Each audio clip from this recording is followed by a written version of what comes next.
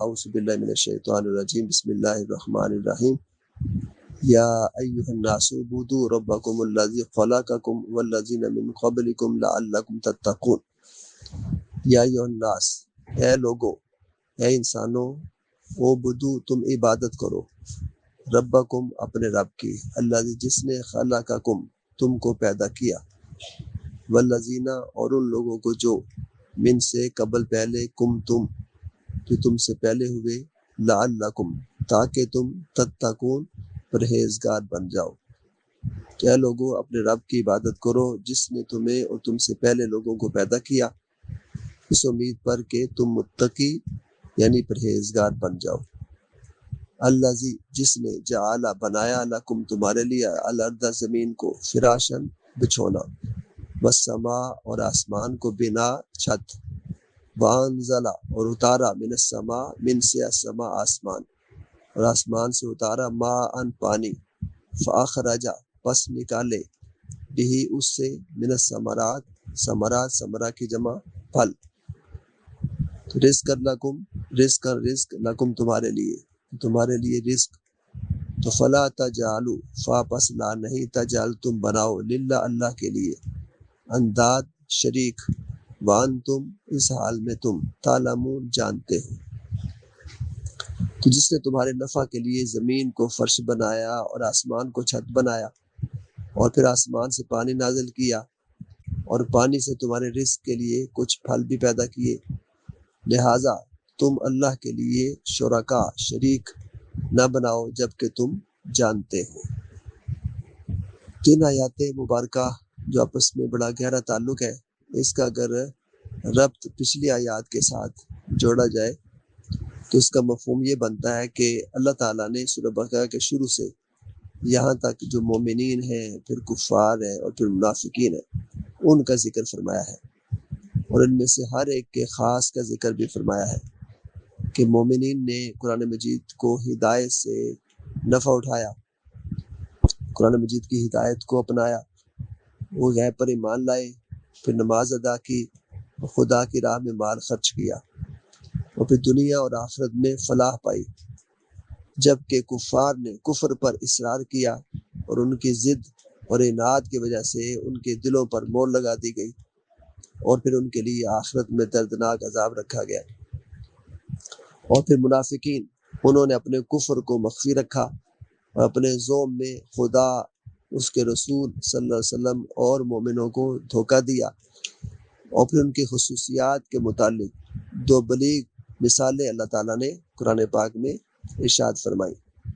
اس کے بعد اب اللہ تعالیٰ نے ان تمام گروہوں کو اے لوگوں کہہ کر خطاب کیا ہے۔ اب یہاں سے فرمایا کہ یا ایھا الناس، اے لوگوں، اور ان سب کو عبادت کرنے کا حکم دیا ہے۔ تو جیسا کہ مومنین اور کفار اور منافقین کے لیے عبادت کے جو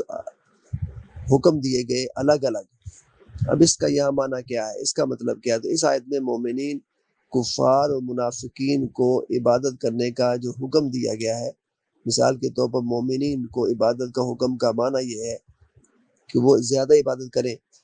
یا دائماً عبادت کریں، اور پھر عبادت پر ثابت قدم بھی رہیں۔ اور پھر منافقین کو عبادت کے حکم کا معنی یہ ہے کہ وہ نفاق کو ترک کر کے اخلاص سے عبادت کریں، اور کفار کو عبادت کے حکم کا معنی یہ ہے کہ ایمان لانے کے بعد عبادت شروع کریں۔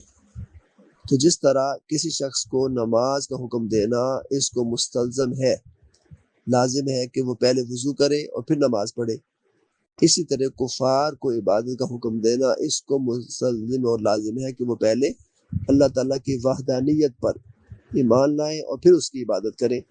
تو اس کے لیے ظاہر دین اسلام قبول کرنا ضروری ہوگا۔ آگے ارشاد فرمایا کہ یا ایھا الناس اعبدوا ربکم الذی خلقکم والذین من قبلکم لعلکم تتقون، کہ اے لوگوں اپنے رب کی عبادت کریں جس نے تمہیں اور تم سے پہلے لوگوں کو پیدا کیا۔ تو اس آیت میں یہ بتایا گیا کہ تمام انسانوں کو یہ تسلیم ہے کہ ان کو اور ان سے پہلے لوگوں کو اللہ تعالیٰ نے پیدا کیا ہے۔ اس کی ایک وجہ یہ ہے کہ کفار نے بھی اس کا اعتراف کر لیا تھا کہ ان کا پیدا کرنے والا اللہ تعالیٰ ہے، جیسا کہ قرآن پاک میں ارشاد فرمایا گیا کہ وَلَئِن سَأَلْتَهُم مَّنْ خَلَقَهُم فَلَيَقُولُنَّ اللَّهُ فَأَنَّىٰ يُؤْفَكُونَ۔ یہ سورہ زخرف کی آیت نمبر 87 ہے۔ اور اگر آپ ان سے یہ سوال کریں کہ ان کو کس نے پیدا کیا ہے تو یہ ضرور کہیں گے کہ اللہ نے، تو سو یہ کہاں بھٹک رہے ہیں۔ اسی طرح اگر کوئی کافر اور مشرک اس کا اعتراف نہ کرے کہ ان کا اور ان سے پہلے لوگوں کا بلکہ کائنات کا پیدا کرنے والا اللہ ہے، تو اللہ تعالیٰ نے اس کائنات میں بے شمار ایسے دلائل رکھے ہیں، سائنس ہے، اس کی علامات ہیں جو اللہ تعالیٰ کے خالق اور اس کے رب ہونے پر دلالت کرتے ہیں۔ اور جو شخص ذرا سا بھی غور و فکر کرے گا تو اس کو اللہ تعالیٰ کے خالق ہونے اور رب ہونے میں کوئی شک نہیں رہے گا۔ اب ان دلائل میں سے چند ایک ہم ذکر کرتے ہیں، جس کو شعر کے انداز میں یوں کہا گیا، اور سمندر کو کوزے میں بند کر دیا گیا کہ جگ میں آ کر ادھر ادھر دیکھا، تو ہی آیا نظر جدھر دیکھا۔ اب اس حوالے سے ہم بات کرتے ہیں کہ مثال کے طور پر اگر کوئی شخص یہ کہے کہ یہ ساری کائنات بغیر کسی بنانے والے کے از خود بن گئی ہے، تو یہ بالکل بات عقل کے بھی خلاف ہے۔ ایک مٹی کا تیل لے لیں، اس کا ایک چراغ بھی از خود نہیں جلتا، تو آسمانوں پر یہ اربوں ستارے خود بخود کیسے روشن ہو گئے؟ ایک گلاس پانی کا لے لیں، وہ بھی خود بخود مہیا نہیں ہوتا، تو زمین کے نیچے چشمے خود بخود کیسے رواں ہو گئے؟ اتنا بڑا سمندر کیسے وجود میں آ گیا؟ اور پھر یہ زمین و آسمان کیسے خود بخود بن گئے؟ پھولوں میں رنگ اور خوشبو کیسے پیدا ہو گیا؟ پھلوں میں ذائقہ اور چاشنی کیسے پیدا ہو گئی؟ اور ایک مربوط اور مقرر نظام کے تحت اس کائنات کا چلنا از خود اس بات کی دلیل ہے کہ کوئی اس کا سانع ہے، کوئی اس کا کریٹر ہے، کوئی اس کا خدا ہے، کوئی اس کا ایک اللہ ہے۔ یہی وجہ ہے کہ کسی نے کیا خوب کہا، کوئی تو ہے جو نظام ہستی چلا رہا ہے، وہی خدا ہے، وہی خدا ہے، اور دکھائی بھی جو نہ دے، نظر بھی جو آ رہا ہے، وہی خدا ہے، وہی خدا ہے۔ اور اسی بات کو اللہ تعالیٰ نے قرآن پاک میں ایک جگہ یہ بھی ارشاد فرمایا کہ ام خلقوا من غیر شیء ام هم الخالقون، کیا وہ کسی شے کے بغیر پیدا ہو گئے ہیں یا وہ خود اپنے خالق ہیں؟ ام خلق السماوات والارض بل لا یوقنون، تو کیا انہوں نے آسمان اور زمین کو پیدا کیا ہے بلکہ وہ یقین نہیں رکھتے۔ تو اصل بات ہے ایمان اور یقین کی ہے، تو بن دیکھے ماننا ہی ایمان ہے، اور اللہ تعالیٰ پر ایمان وہی لاتے ہیں جو بن دیکھے مانتے ہیں۔ آگے ارشاد فرمایا الذی جعل لکم الارض فراشا والسماء بناء، اور جس نے تمہارے نفع حاصل کرنے کے لیے زمین کو بچھونا بنایا اور آسمان کو چھت بنایا۔ تو پانی کی طبیعت کا تقاضا یہ ہے کہ وہ مٹی کے اوپر ہو، لیکن اللہ کی قدرت دیکھیے، اس نے زمین کے بعض حصوں کو پانی سے الگ کر دیا اور زمین کو سختی اور نرمی کے درمیان متوسط رکھا تاکہ وہ فرش کی طرح ہو جائے اور لوگوں کا اس پر بیٹھنا اور لیٹنا بھی ممکن ہو جائے۔ اسی طرح زمین کا گردش کرنا بھی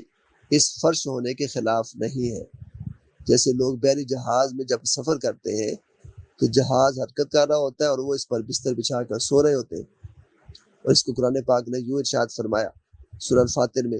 ان اللہ یمسک السماوات والارض ان تزولا، بے شک اللہ آسمانوں اور زمین کو اپنی جگہ محور سے ہٹنے سے روکتا ہے۔ اور یہ جو کہا والسماء بنا، اور آسمان کو چھت بنایا، تو آسمان کیا ہے، اس کی حقیقت کیا ہے؟ تو سائنسدان ابھی چاند تک پہنچ پائے ہیں، اور چاند زمین سے 2.25 لاکھ میل کی مسافت پر ہے۔ تو آسمان، تو چاند سورج اور سیاروں سے بہت دور ہے، اس سے بھی آگے ہے۔ اور یہی وجہ ہے کہ اگر دیکھا جائے تو اللہ تعالیٰ نے قرآن پاک میں اس حقیقت یوں بھی ارشاد فرمائے وَأَنزَلَ مِنَ السَّمَاءِ مَاءً فَأَخْرَجَ بِهِ مِنَ الثَّمَرَاتِ رِزْقًا لَكُمْ، اور آسمان سے اللہ تعالیٰ وہ ہے جس نے پانی نازل کیا اور اب پانی سے تمہارے رزق کے لیے کچھ پھل بھی پیدا کیے۔ تو پھل اور زمین سے پیدا ہونے والی تمام غذائی جو اجناس ہے وہ صرف اور صرف اللہ تعالیٰ کی قدرت اور اس کی مشیت سے پیدا ہوتی ہے، لیکن اللہ تعالیٰ نے اس کا ظاہری سبب مٹی میں آلودہ پانی کو بھی بنایا ہے۔ تو جس طرح نطفہ کو جاندار کی پیدائش کا مادہ بنایا ہے، اور اللہ تعالیٰ اس پر بھی قادر تھا کہ مٹی اور پانی کے بغیر پھلوں کو پیدا کر دیتا، جس طرح خود مٹی اور پانی کو کسی سبب کے بغیر اللہ نے پیدا کیا ہے۔ تو جس طرح اللہ تعالیٰ نے انسان کی پیدائش کے لیے سبب بنایا ہے کہ مرد اور عورت کے رحم میں تخم ریزی کرے اور 9 ماہ کی طویل مدت کے بعد ایک بچے کی شکل میں انسان کی پیدائش عمل میں آئے، تاکہ بظاہر انسان کی سعی اور جدوجہد بھی اس پیدائش کے حصول میں شامل ہو، اور اسی وجہ سے انسان اپنے بچے سے محبت بھی کرتا ہے اور اس کی پرورش بھی کرتا ہے۔ اسی طرح ہل چلا کر زمین کو قابل کاشت بناتا ہے، اور اس میں پانی پہنچانے سے زرعی پیداوار میں انسان کی سعی اور عمل کا نتیجہ ظاہر ہوتا ہے، اور اس سعی اور عمل پر بے شمار ثمرات بھی مرتب ہوتے ہیں۔ پھر آخر میں آ جائے، فرمایا کہ فَلَا تَجْعَلُوا لِلَّهِ أَنْدَادًا وَأَنْتُمْ تَعْلَمُونَ، لہٰذا تم اللہ کے شریک نہ بناؤ جبکہ تم جانتے ہو۔ تو ان نقلی دلائل سے معلوم ہو گیا کہ اس کائنات کی تخلیق میں اللہ کا کوئی شریک نہیں ہے، وہ تنہا ہے، یکتا ہے، اکیلا ہے، وہ واجب ہے اور قدیم ہے اور قادر مطلق ہے، اومنیپوٹنٹ ہے، پاورفل ہے، اور وہی صرف عبادت کے لائق ہے۔ اب کچھ ہم عقلی دلائل کا تذکرہ بھی کر لیتے ہیں تاکہ بات واضح ہو جائے ریشنل تھنکنگ کے حوالے سے، سائنٹیفک حوالے سے۔ مثال کے طور پر ایک دلیل یہ بھی ہے، اور یہ عقلی دلیل ہے، کہ ہر کثرت وحدت کی تابع ہوتی ہے۔ مثلا کئی وزیر ہوں تو ان پر ایک وزیر اعلیٰ ہوتا ہے، دنیا میں ہم نظام دیکھتے ہیں، اور کئی وزیر اعلیٰ ہوں تو ان پر ایک وزیر اعظم ہوتا ہے، ان پر پرائم منسٹر ہوتا ہے، ان منسٹرز کے اوپر۔ کئی کانسٹیبل ہوں تو ان پر ایک ہیڈ کانسٹیبل ہوتا ہے، کئی ڈائریکٹر ہوں تو ان کا ایک چیئرمین ہوتا ہے۔ اگر سارے جو وزیر ہیں وہ ہوں اور ان کے اوپر کوئی وزیر اعلیٰ نہ ہو تو وزارت کا جو نظام ہے وہ ختم ہو جاتا ہے، کولیپس کا شکار ہو جاتا ہے، فاسد ہو جاتا ہے۔ اگر کئی ماسٹر ہوں اور ان کے اوپر کوئی ہیڈ ماسٹر نہ ہو تو اسکول کا نظام درم برم ہو جاتا ہے۔ اسی طرح ایک گھر ہے، اس کا بھی ایک ہی سربراہ اللہ تعالیٰ نے مرد کو مقرر کیا ہے۔ تو لہذا جب تک کثرت کے اوپر کوئی وحدت نہ ہو تو اس کثرت کا نظام فاسد ہو جاتا ہے۔ اسی طرح اس کائنات کی کثرت کے اوپر بھی اگر اللہ کی وحدت نہ ہوتی تو اس کا نظام بھی فاسد ہو جاتا اور درم برم ہو جاتا اور کولیپس کا شکار ہو جاتا، اور اس نظام کا قائم رہنا ہی اس بات کی دلیل ہے کہ یہ کسی وحدت کی تابع ہے۔ اسی طرح دوسری عقلی دلیل رو اس کے زیادہ قریب ہے کہ جیسے کسی ملک میں مساوی طاقت اور اختیار کے 2 حکمران نہیں ہوتے۔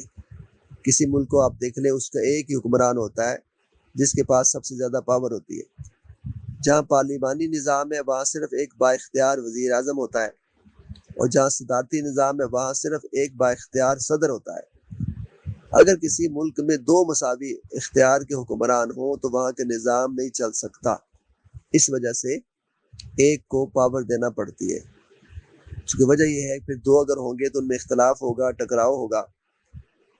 اور ان میں سے کسی کی بھی حکومت قائم نہیں رہ سکے گی۔ تو جب ملک کے 2 صدر یا 2 وزیر اعظم نہیں ہو سکتے تو پھر اس کائنات کے 2 خدا کیسے ہو سکتے ہیں؟ یہ بھی بہت بڑی دلیل ہے۔